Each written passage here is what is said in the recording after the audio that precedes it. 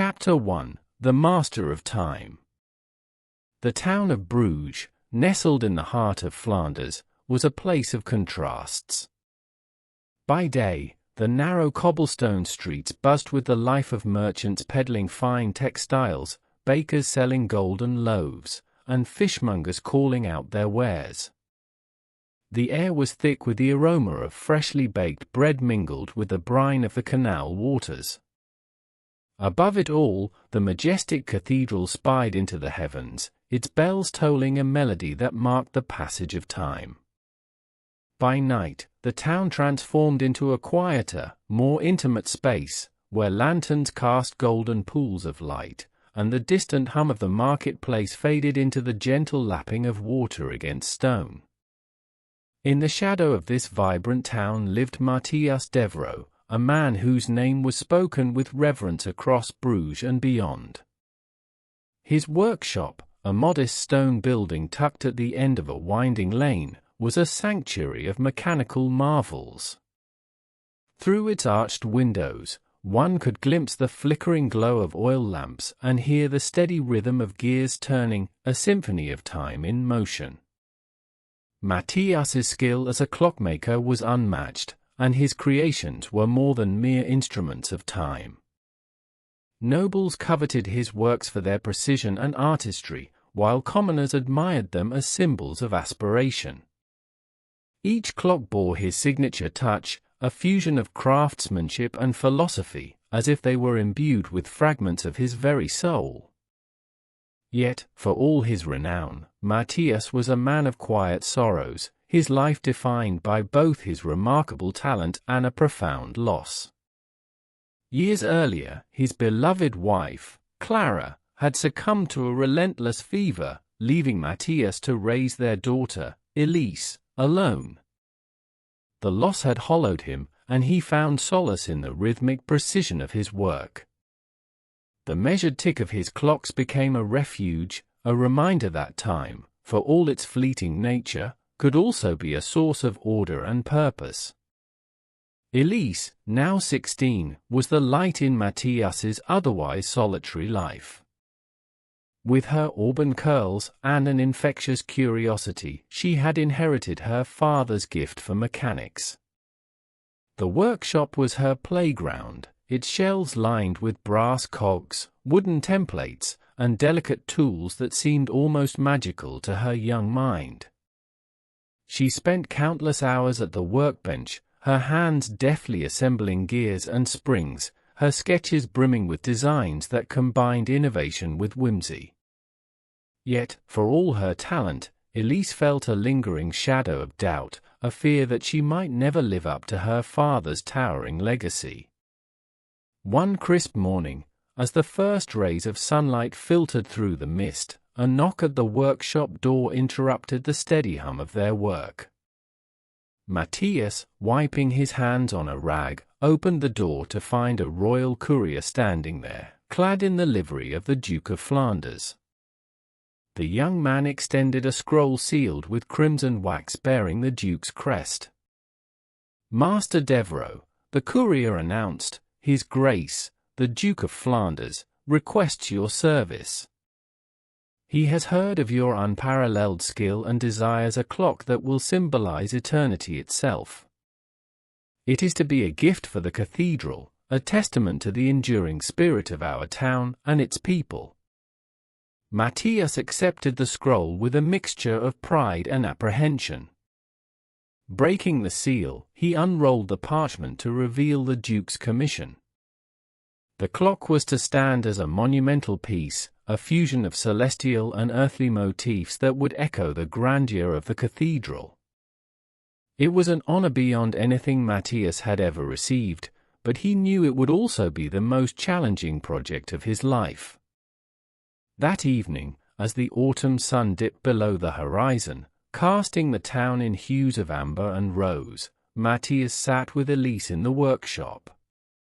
The parchment lay between them, its words a heavy burden and a tantalizing opportunity. "This clock," Matthias began, his voice heavy with gravity, "will define not only my craft, but our family's legacy. If I succeed, it will secure your future, Elise.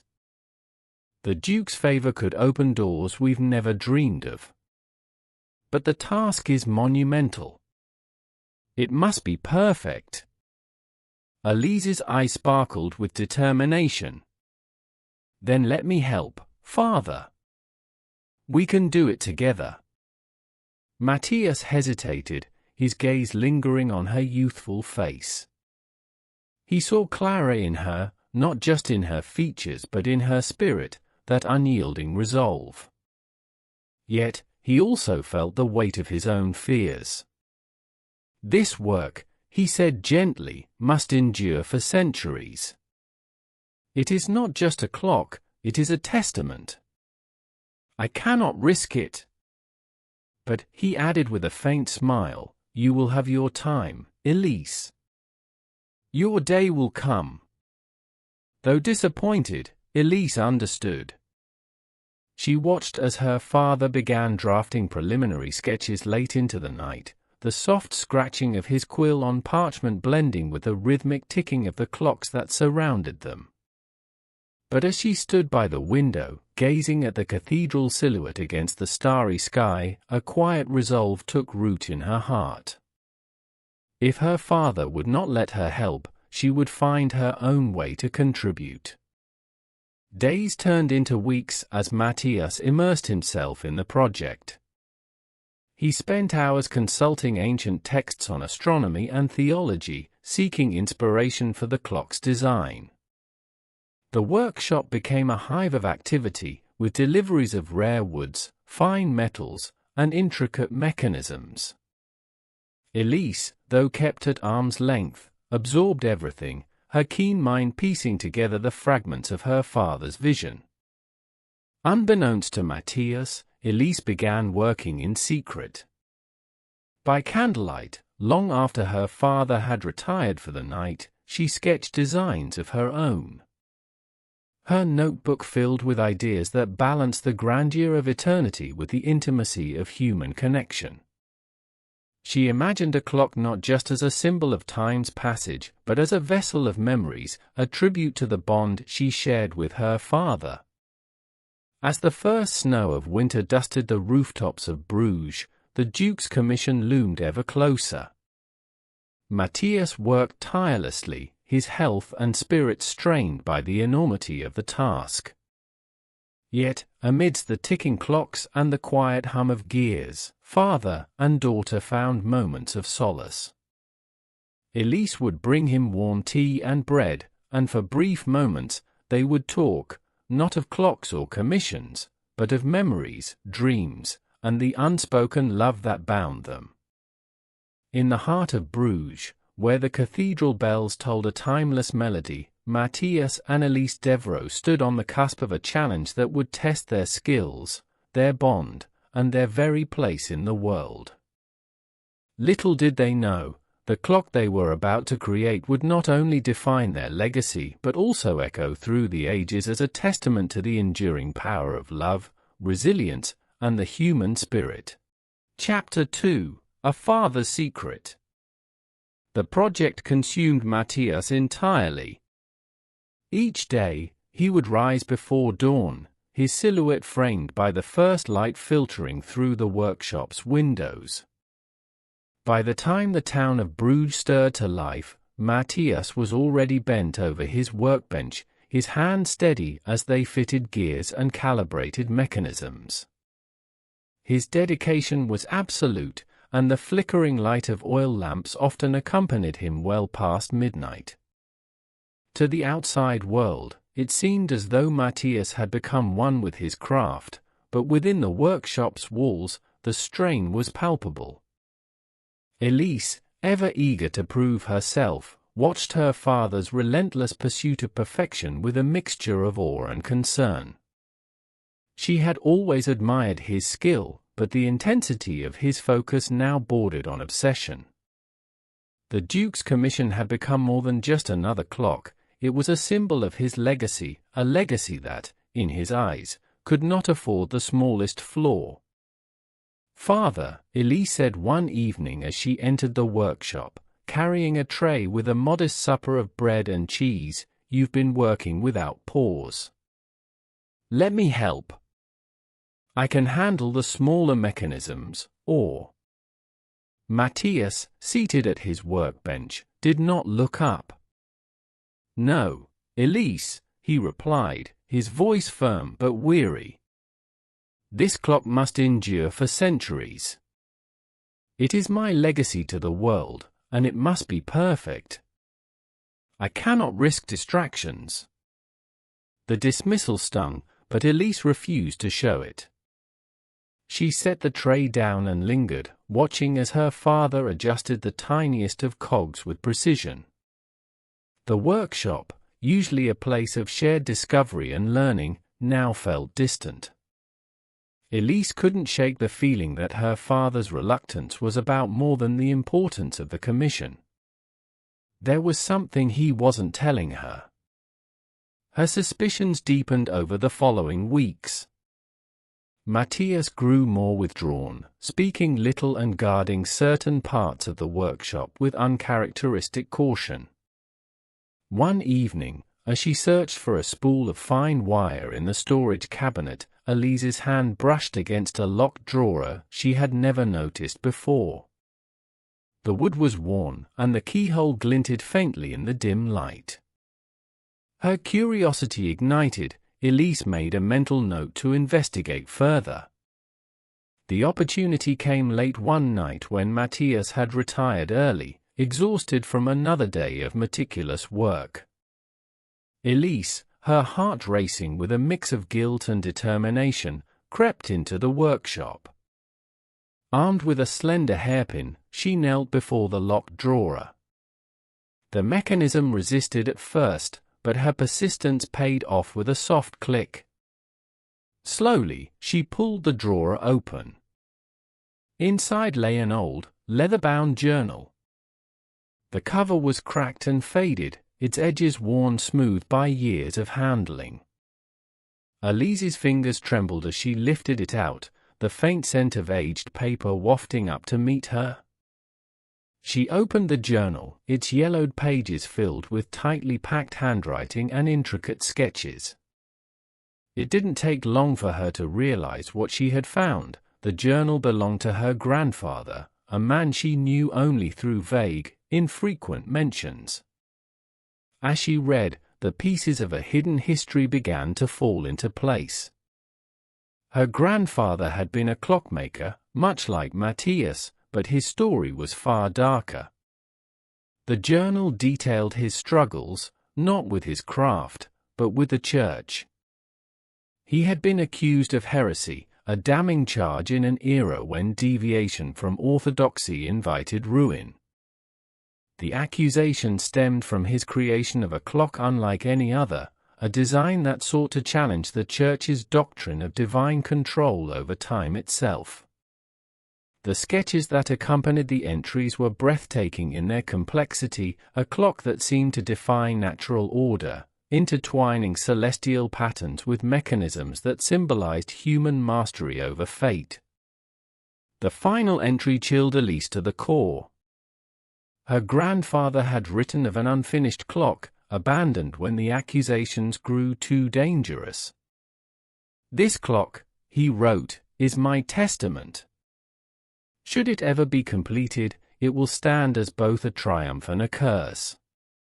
To challenge the divine order is to invite peril, but to leave the challenge unanswered is to deny our potential." Elise closed the journal, her heart heavy.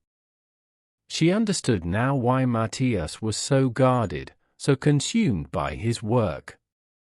This commission from the Duke was not merely about craftsmanship. It was a chance for redemption, an opportunity to restore the Devereux name and erase the shadow of disgrace that had haunted their family.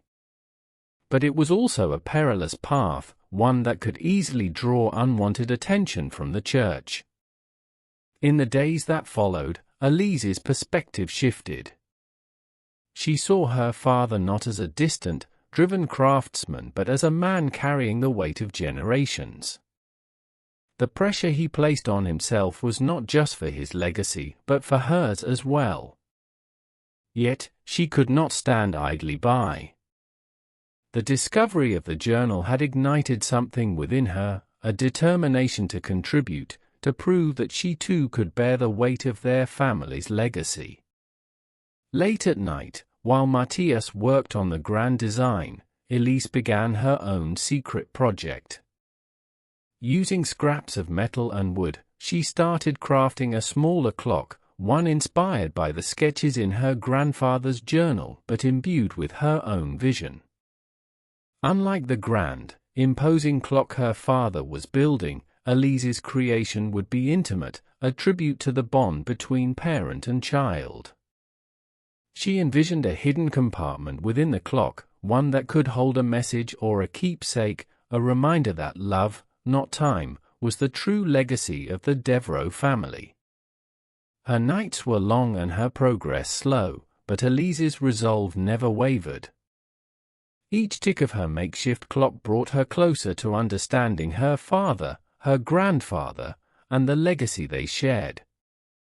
She worked in silence, the only sound the gentle clicking of gears and the occasional sigh of wind through the workshop's windows.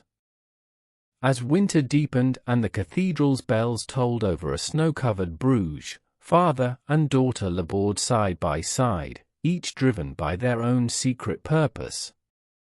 Matthias, consumed by his quest for perfection, remained unaware of Elise's hidden endeavor. But in the quiet hours of the night, when the world slept and the stars shone coldly above, a sense of inevitability hung in the air. The secrets they carried would not remain hidden forever, and the clocks they crafted, one grand, the other humble, would soon intertwine in ways neither could yet imagine. Chapter 3: Whispers of Intrigue. As the months passed, Bruges, once a town known for its quiet splendor, found itself abuzz with whispers.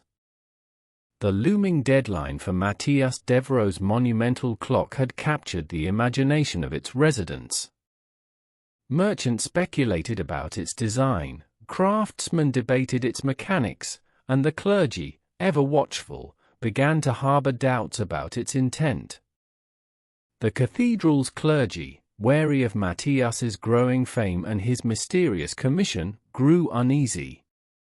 Was it truly a gift to honor God, or did it carry an air of heresy, a defiance against divine authority?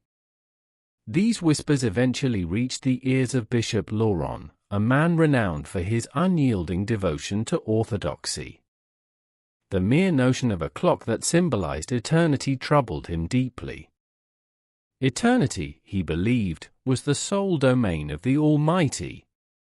No mortal creation could dare to claim such a concept without risking spiritual transgression. One evening, as he sat in his study, illuminated by the flicker of candlelight, Laurent pondered the rumors. A clock that symbolizes eternity, he muttered to himself. Such arrogance must be rooted in defiance of God's will. Determined to ensure the sanctity of the cathedral, Bishop Laurent dispatched emissaries to Matthias's workshop. Cloaked in somber black robes and armed with both curiosity and suspicion, they arrived unannounced. Their presence was an undeniable source of tension. Matthias, already burdened by the magnitude of his task, now faced the scrutinizing eyes of the church. Their questions were probing, their gazes lingering on every sketch and mechanism as though searching for hidden blasphemy. Elise, too, felt the pressure. Though her father had forbidden her from aiding him on the grand clock, she found solace in her own secret project. Using stolen moments in the late hours of the night, she worked tirelessly on a smaller clock. Its design mirrored the grandeur of her father's masterpiece, but carried her own distinctive touch, the hidden compartment, ingeniously concealed, that housed a message. It was not a challenge to authority, but rather an ode to love, a tribute to the unbreakable bond between a father and his child. Each night, she worked in silence, the sound of her tools drowned by the rhythmic ticking of her father's creations. Her hands, though smaller and less calloused than Matthias's, moved with an instinctive grace. The sketches she had unearthed in her grandfather's journal served as both inspiration and guide, blending seamlessly with her own innovations. This clock was more than a secret, it was her declaration of love, of defiance, and of her own burgeoning mastery. The scrutiny from the church intensified with each passing week. Bishop Laurent's emissaries began to whisper their own conclusions back to him. "The mechanisms are intricate beyond belief," one reported. "It is almost as though he seeks to rival the works of God." These murmurs fanned the flames of the bishop's suspicion. "Send word to Matthias," Laurent finally declared. "He must understand that his work must honor the Creator, not challenge him." Meanwhile, Elise's secret project was nearing completion. The hidden compartment, lined with velvet, bore a small inscription: "Time is the measure of moments, but love is eternal." The words were simple, yet they carried the weight of everything she wished to convey to her father. One evening, as she prepared to hide her creation beneath a stack of blueprints, Matthias entered the workshop unexpectedly. His eyes, weary from weeks of unrelenting toil, fell upon her clock. For a brief moment, silence hung between them. Then, anger flashed in his eyes. "What is this?" he demanded, his voice sharp. Elise froze, her heart pounding. "It's nothing," she stammered, instinctively stepping in front of the clock. Matthias's expression softened as he moved closer, his gaze shifting from his daughter's trembling form to the creation she so desperately sought to shield. With a gentleness that surprised her, he reached out and turned the clock in his hands, examining it. Astonishment replaced the remnants of his anger. "You made this?" he asked, his voice trembling. Elise nodded, tears brimming in her eyes. "I only wanted to help. I wanted to prove that I'm capable." Matthias's hand shook as he placed the clock back on the workbench. Without a word, he pulled Elise into an embrace. "You have a gift, Elise," he whispered. "Perhaps even greater than mine." That night marked a turning point.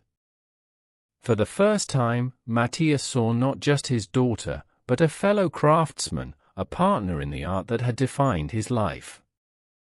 Yet, even as their bond deepened, the shadow of the church loomed large. Bishop Laurent's ultimatum was on its way, and the path ahead promised only greater challenges. Little did they know, the whispers of intrigue were only the beginning of the storm that would soon engulf them. Chapter 4: The Bishop's Ultimatum. The workshop was silent, save for the rhythmic tick of the clocks that adorned every corner. Matthias and Elise had spent hours in focused silence, adjusting the final pieces of the great clock that would stand in the heart of the cathedral. The once cluttered space now seemed brighter, the air thick with anticipation. Their vision was taking shape, an awe-inspiring creation meant not only to mark the passage of time, but to capture the very essence of eternity. Yet, in the midst of their progress, a shadow loomed over them, darker than any they had faced before. It was late in the afternoon when the door to the workshop creaked open, and a figure, draped in the black robes of the church, stepped inside. The sound of his boots on the wooden floor was deliberate, as if he sought to make his presence known. Matthias looked up from his work, his heart sinking at the sight of Bishop Laurent. The man was tall, his face stern and angular, with a deep frown carved into his features. His presence, usually commanding, now felt like an uninvited storm. "Good afternoon, Bishop," Matthias greeted, his voice steady, though his insides were twisting. Bishop Laurent nodded curtly, but did not return the greeting. His cold gaze swept over the room, taking in the ticking clocks and the intricate designs that adorned the walls. There was no warmth in his eyes, no appreciation for the artistry that filled the space. Instead, his gaze lingered on the grand clock in the center of the room, its gears exposed and its design a blend of celestial and earthly elements. Matthias had not yet completed it, but already, the clock felt like a reflection of the very soul of his work, precision, grace, and an enduring vision of human mastery. "What is this?" The bishop's voice broke the silence, sharp and accusatory. "A clock that symbolizes eternity?" Matthias swallowed, standing tall despite the rising tension in the air. "It is a gift to the cathedral, Your Excellency. A work that will honor God and remind all who see it of His eternal presence in our lives." The bishop's lips tightened into a thin line, and he took a step closer, inspecting the clock with a critical eye. "Eternity is God's domain, Matthias," he said, his voice low but filled with a disquieting authority. "No mortal man, no matter how skilled, has the right to claim such a thing. Do you believe your craftsmanship can rival the divine? That a mere machine can embody the sacred nature of time?" Matthias stood still, his hands clasped behind his back, his mind racing. The words cut deeper than he cared to admit. His faith had always been strong, but there was a part of him that questioned, could his work truly be seen as an affront to the divine? He had worked tirelessly to ensure that the design of the clock would blend both human ingenuity and reverence for the Creator, but now the bishop's words felt like an attack on his very soul. "I mean no offense, Bishop," Matthias replied carefully, "but this clock is not a challenge to God's will. It is an attempt to honor Him. Through it, we recognize the beauty and order He has set within the universe. My craft is a reflection of His design, as all things are." Bishop Laurent's eyes narrowed. "You speak of honor, Matthias, but it is clear that your heart is not in the right place. This clock, this machine, could easily be seen as an attempt to replace the eternal with the temporal. A monument to human pride. And the Church does not tolerate such arrogance." Matthias felt his pulse quicken, his hands beginning to tremble. His mind reeled with conflicting thoughts. He had never intended to challenge the Church, but he had devoted his life to his craft. The clock was not merely a piece of timekeeping, it was a manifestation of his deepest beliefs, a celebration of both God's eternal nature and man's ability to reflect His greatness through creation. But how could he explain this to someone like Bishop Laurent? The bishop continued, his voice growing colder. "I've heard whispers, Matthias, of your work. Rumors that your clock will bear symbols that hint at human supremacy over time.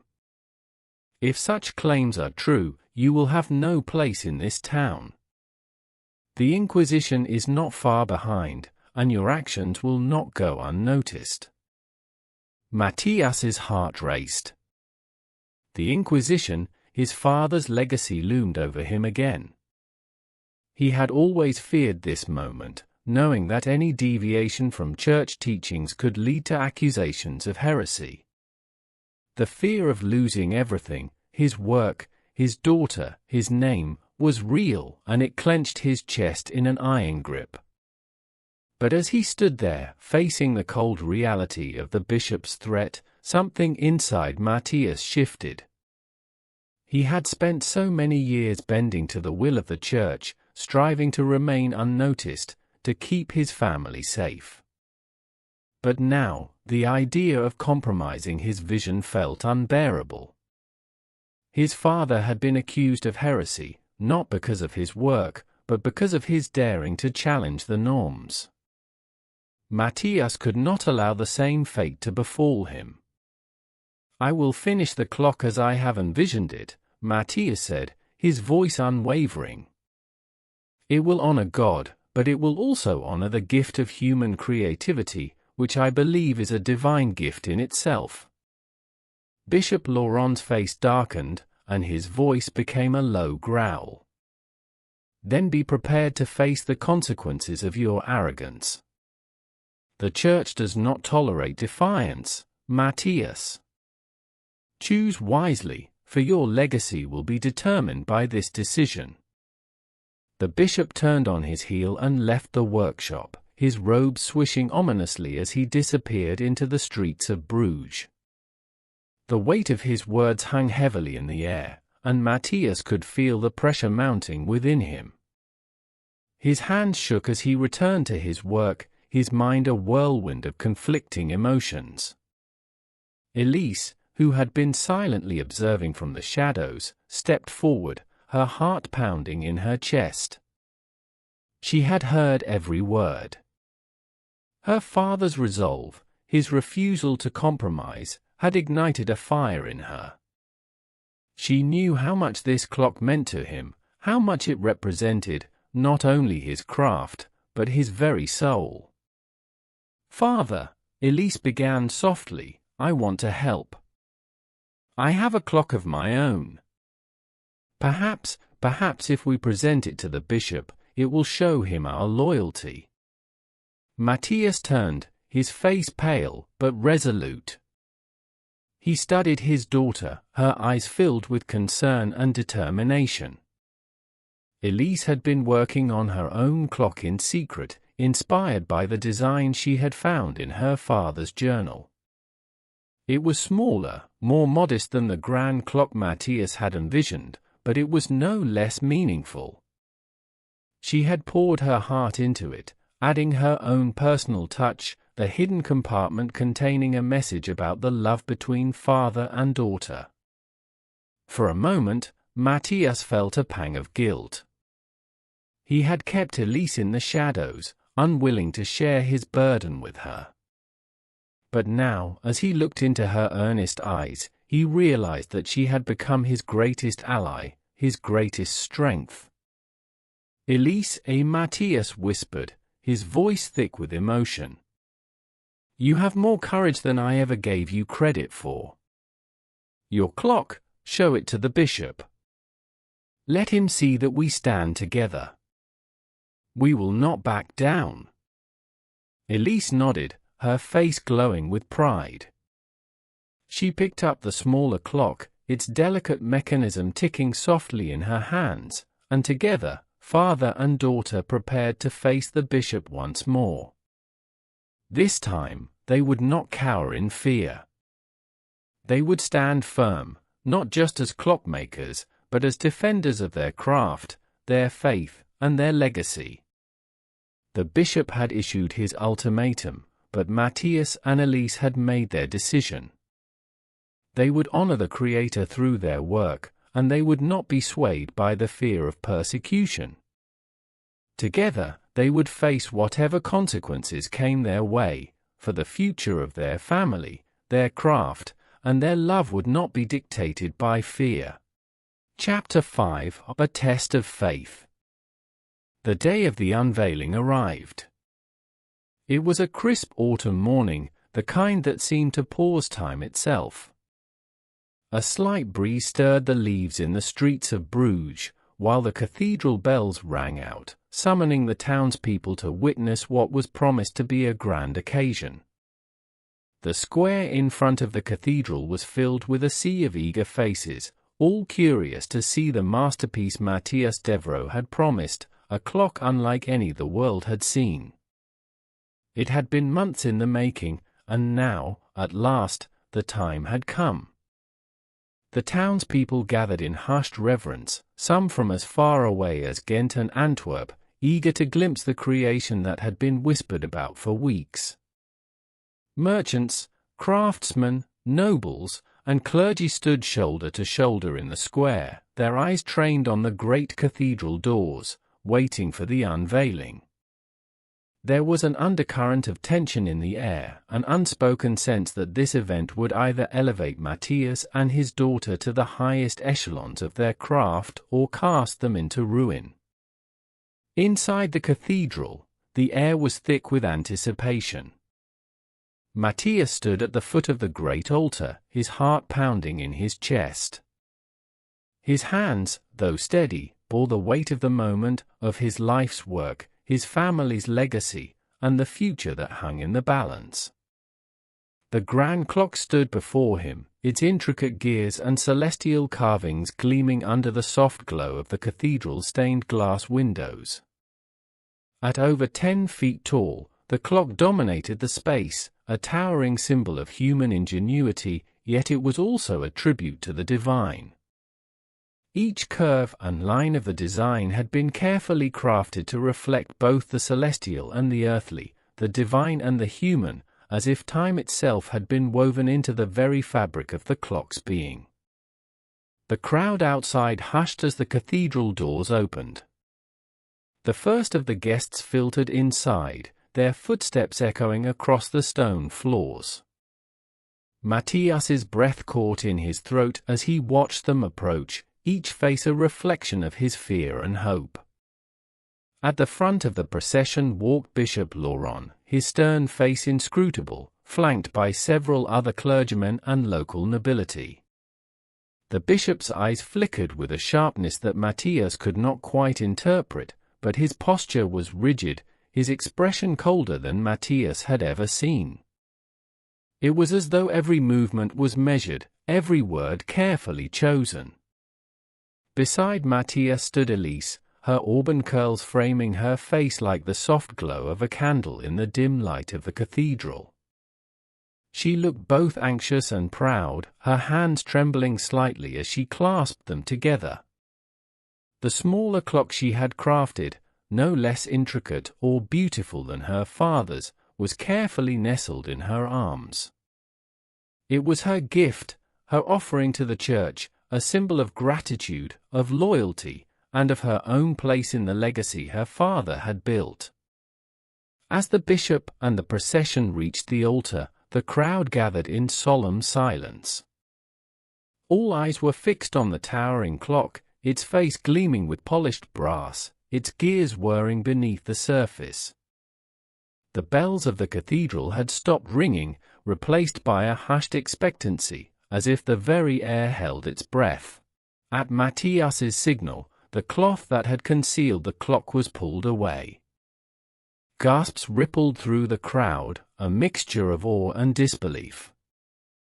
The clock, with its celestial engravings, was a testament to the divine, a depiction of the heavens and the earth, of time as a continuous flow from creation to eternity.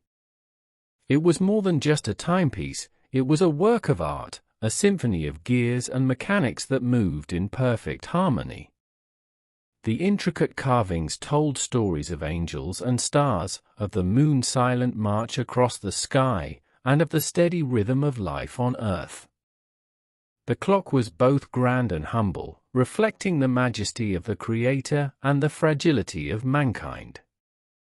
As the clock struck the hour, the bells rang out with a sound so pure, so otherworldly, that it seemed to fill the very bones of every person present.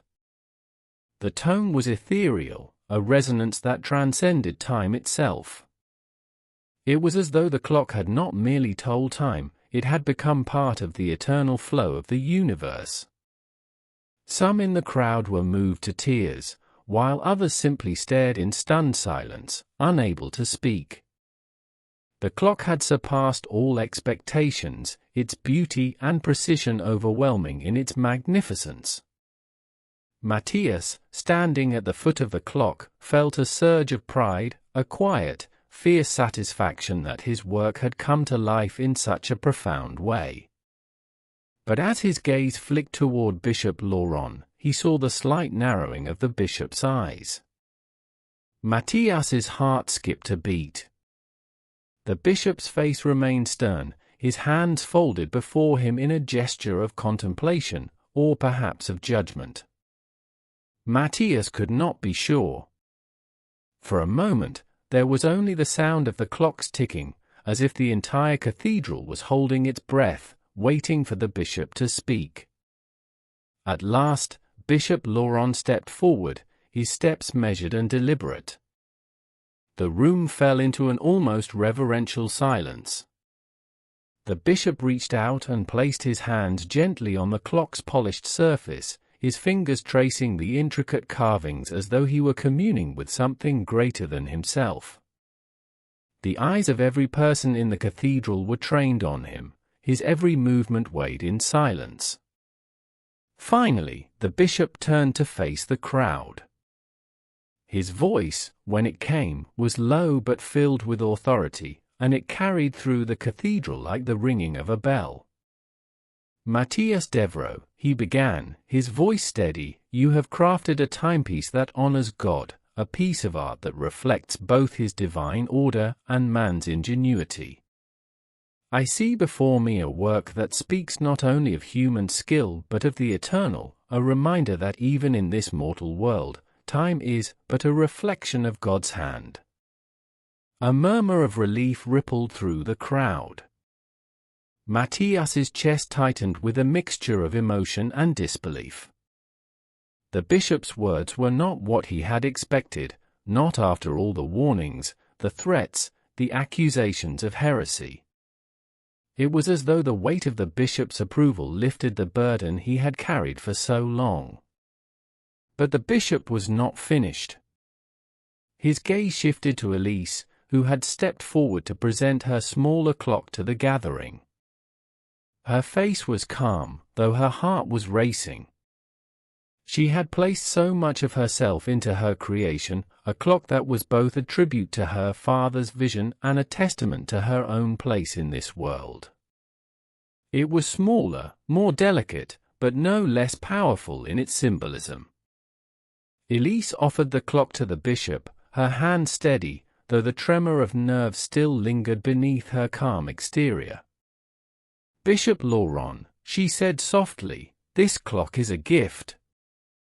A token of our family's loyalty to the Church, and a gesture of gratitude for all that you have done for us."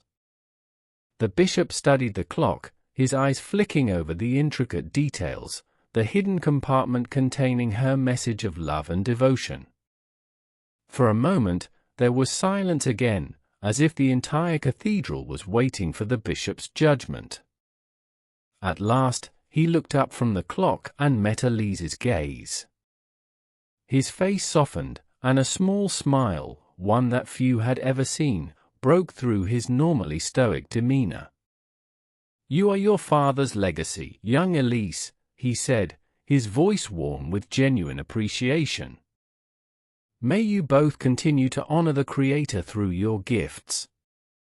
You have proven that true faith lies not only in devotion but in the work of your hands and the love that guides it." Elise's heart soared, and Matthias, too, felt a deep sense of relief, his breath finally releasing the tension that had held him captive for so long. It was a victory, not just for them as artists, but for their faith, their family, and their legacy. As the bishop gave his blessing, Matthias and Elise exchanged a glance, a silent acknowledgement that they had passed the test. The future, once uncertain and fraught with fear, now seemed filled with promise. The clock, their work, and their faith had endured. And so had they. The bells rang again, their sound filling the cathedral, and the town outside erupted in applause. The Devereux family had proven themselves, not only as master clockmakers but as unwavering in their devotion to their craft and to their Creator. Chapter 6: Redemption and Reunion. The days following the unveiling of Matthias Devereux's grand clock were a whirlwind of praise and recognition. News of the clock's magnificence spread like wildfire across Europe, carried on the lips of merchants, courtiers, and scholars alike.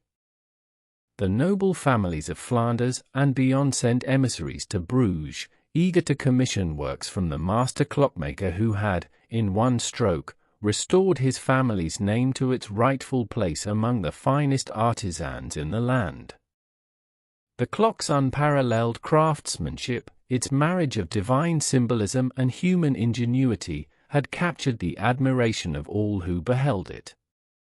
The Devereux name, once tarnished by scandal and accusations of heresy, was now synonymous with brilliance and creativity.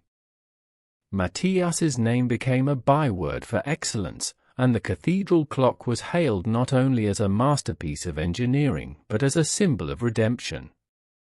No longer would the Devereux family be remembered for the whispers of their past, but for the brilliance of their future.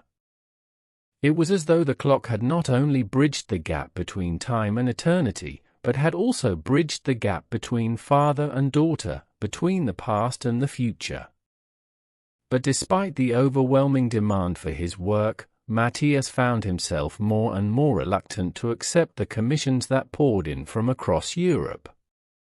Nobles from Milan, Paris, and Vienna sent letters, promising gold and prestige in exchange for a Devereux clock to adorn their palaces. Yet, Matthias, though deeply flattered, declined them all. His heart, once consumed by the ambition to secure his legacy, had shifted. He no longer sought to build monuments for the rich and powerful. Instead, his focus had turned inward, to the person who mattered most to him, his daughter, Elise. It was in the quiet hours of the morning, in the workshop they had shared for so many years, that Matthias made his decision.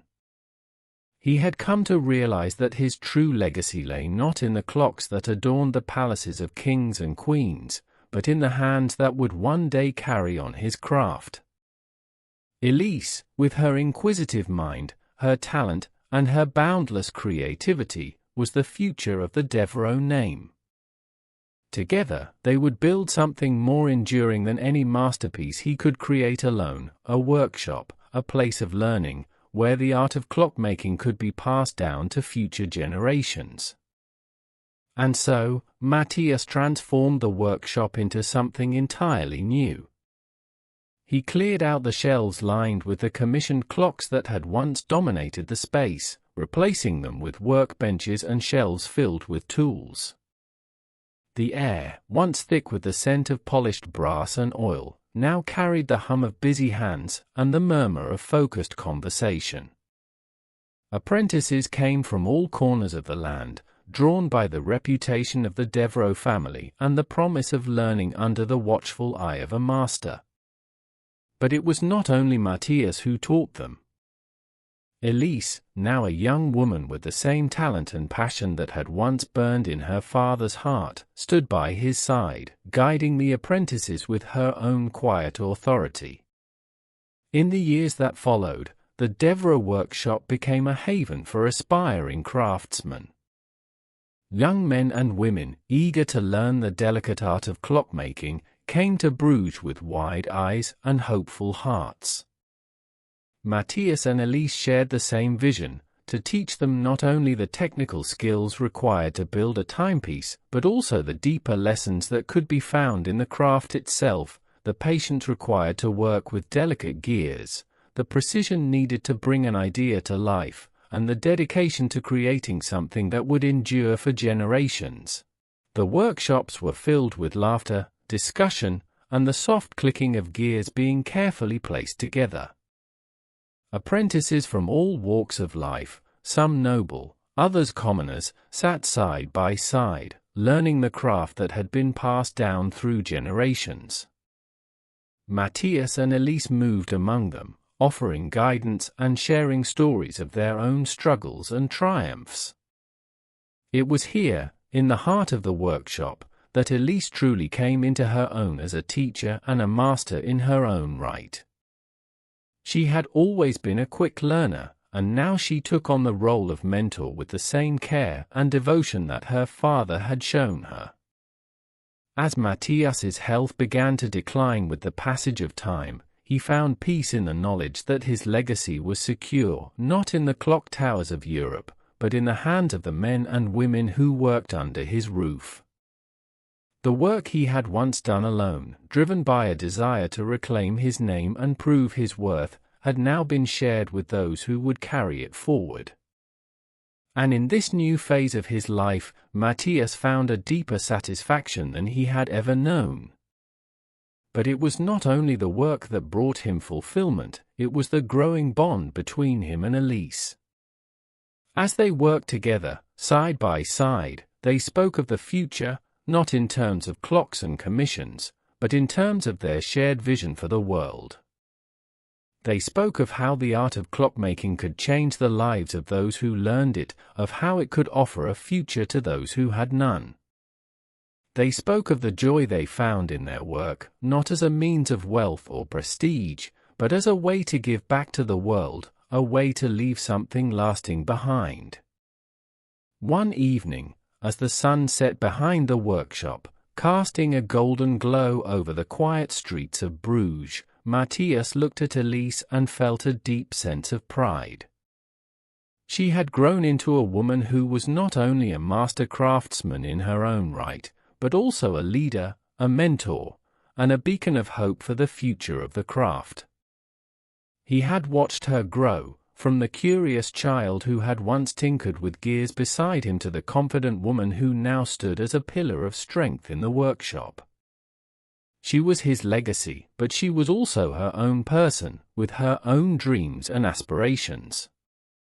And then, one day, when the autumn leaves had turned golden and the winds carried the scent of the coming winter, Matthias knew that his time was drawing near. His health had grown frail, his steps slower, his breath more labored. He could feel the weight of years upon him, but there was no fear in his heart. He had lived a full life, one marked by both hardship and triumph, by the pain of loss and the joy of reconciliation. And he had done so knowing that his daughter would carry his legacy forward. On his deathbed, surrounded by the soft glow of candles and the quiet murmur of the workshop beyond, Matthias took Elise's hand in his.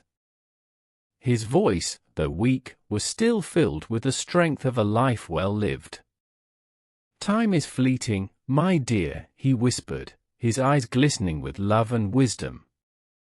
"But love endures. Never forget that. You are my legacy, but more than that, you are your own. Carry this craft with pride, and remember that what we create, what we leave behind, is not just measured in years, but in the hearts we touch." Elise squeezed his hand, her heart aching with the knowledge that this moment, like the ticking of a clock, could not be stopped. She had lost her mother so many years ago, and now she was losing her father, the man who had given her everything. But even in her grief, she knew that Matthias's legacy was not contained in the ticking of a clock, but in the lessons he had imparted, in the love they had shared, and in the work they had done together. As the days passed and Matthias's body grew weaker, Elise took over the reins of the workshop, stepping into the role her father had once held with a quiet confidence. She continued to teach, to create, and to inspire, knowing that her father's spirit lived on in every clock they made, in every apprentice they mentored, and in every piece of wisdom that had been passed down. The workshop flourished, its doors always open to those who sought to learn, and its legacy grew ever stronger, fueled by the love and dedication that Matthias had poured into it. The clocks of Matthias Devereux became more than instruments of time, they were reminders of the enduring power of love, of family, and of the human spirit. In the heart of Bruges, where the cathedral bells still tolled, his story was told and retold, inspiring generations to pursue their passions and cherish their loved ones. And so, the Devereux legacy endured, not in the grand palaces of Europe, but in the quiet workshop where the ticking of time had become a testament to all that was eternal. Chapter 7: The Legacy Lives On. The years that followed Matthias Devereux's passing were filled with bittersweet memories and a profound sense of purpose. His death, though expected due to his frailty, left a deep ache in the hearts of those who had known him, his apprentices, his family, and the people of Bruges. His spirit, however, seemed to linger in the very air of the workshop, in the hum of gears turning and the rhythmic ticking of clocks that marked the passing of time. Elise, now the head of the Devereux workshop, found herself navigating a new chapter in her life, one that was shaped not just by the love and lessons she had inherited from her father, but also by the weight of the responsibility that had fallen upon her shoulders. Her father's legacy had been a torch passed to her, and with it came a calling to continue the work that had been the heart of their lives for so many years. Matthias had always been there, guiding her, mentoring her, and showing her the intricate dance between precision and artistry. Now, she stood alone in the workshop, but she knew that his presence was still with her. In the soft click of the gears, in the steady rhythm of the ticking clocks, she could almost hear his voice, his words of encouragement, his quiet wisdom, and his belief in her abilities. As the head of the workshop, Elise transformed it into a place not only for learning and creating, but for honoring the spirit of Matthias. She made it her mission to continue the tradition of teaching, of passing down the craft of clockmaking to the next generation. The apprentices who came to study under her were often struck by the difference between her approach and that of other masters. While Elise was strict in her expectations, she was also compassionate, understanding that the true art of clockmaking was not just about gears and springs, but about patience, resilience, and a deep respect for the process. Over the years, the workshop grew. The number of apprentices increased, and soon, it became the most revered center for clockmaking in all of Flanders. People traveled from distant lands, France, Spain, even as far as England, to learn from Elise and the artisans she had trained. The workshop, once a humble space that smelled of wood and brass, now bustled with activity, its walls lined with clocks that captured the essence of both time and timelessness. But despite the success of the workshop, there were moments when Elise would find herself standing alone at the workbench, surrounded by the creations her father had inspired.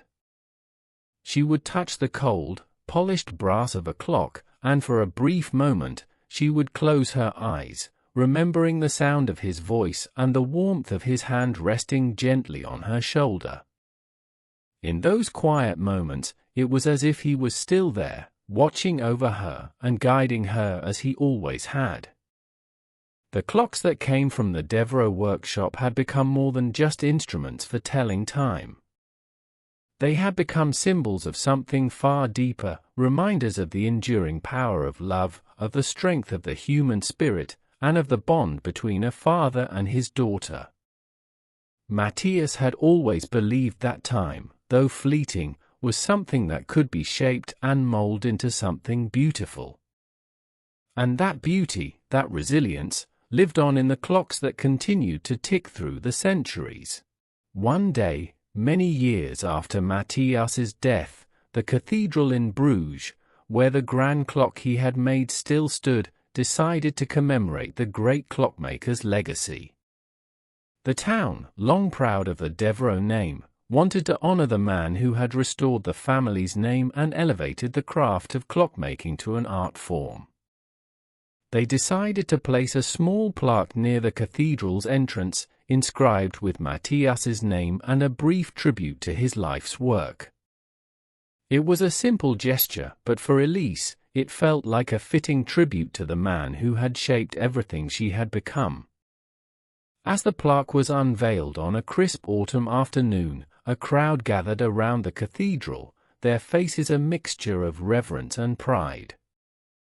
Elise stood at the front, her heart swelling with emotion.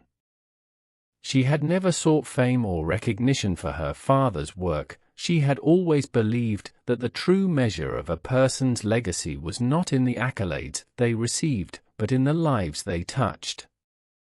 But as she stood there, watching the plaque being revealed, she realized just how far her father's influence had reached. Matthias Devereux was not just a clockmaker, he had become a symbol of the Renaissance spirit, of the human desire to create, to overcome adversity, and to leave something lasting behind. The townspeople, who had once whispered behind closed doors about Matthias's past and the scandal that had nearly destroyed his family, now spoke of him with admiration and awe. His clock, which had once been seen as a defiant challenge to the church, was now viewed as a testament to the strength of human ingenuity and the eternal nature of love. People came from far and wide to see it, to stand before it and marvel at its intricate beauty, and to remember the man who had built it. As Elise watched the crowd disperse that day, she felt a deep sense of peace. Her father's name would never again be tainted by the shadows of the past. The world had seen his work for what it truly was, a celebration of the brilliance of the human spirit and the boundless potential for redemption and grace. His legacy was no longer defined by the accusations that had once haunted him, but by the beauty of the clocks he had created and the lives he had touched. In the years that followed, Elise continued to lead the Devereux workshop with the same dedication and passion that her father had shown. She expanded their craft, blending the traditional techniques of clockmaking with new innovations that pushed the boundaries of what was possible. The clocks they produced became even more intricate, more sophisticated, as technology advanced, yet they retained the timeless beauty that Matthias had instilled in their design. Her own name became synonymous with mastery in the craft, but Elise never allowed herself to forget the lessons her father had taught her. She remained humble, always mindful of the power of time and the importance of love, patience, and dedication. She passed those values on to the apprentices who came to her, ensuring that the legacy of Matthias Devereux would never fade. Years passed, and the workshop continued to thrive, a testament to the enduring strength of family and the eternal nature of love. When Elise grew older and her own health began to wane, she knew that the time would come for her to pass the torch to the next generation. She had no children of her own, but she had trained many apprentices, some of whom had become masters in their own right. She took comfort in knowing that the workshop would continue, that the legacy of Matthias Devereux would live on through those who had learned from him, through those who had learned from her. In her final days, as Elise lay in the same room where she had spent so many years working alongside her father, she thought of the journey they had shared. It had been a life filled with hardship and loss, but it had also been a life of redemption, of love, and of creation.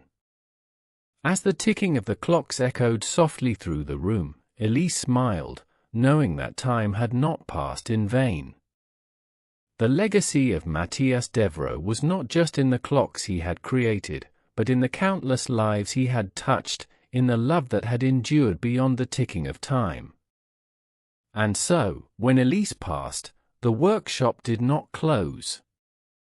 The doors remained open, and the clocks continued to tick, each one a reminder of the enduring power of love, resilience, and the human spirit. In the heart of Bruges, where the cathedral bells still tolled, the story of Matthias Devereux and his daughter, Elise, was told and retold, inspiring generations to pursue their passions and cherish their loved ones. Their legacy lived on, not just in the clocks they had crafted, but in the hearts of all those who had been touched by their work.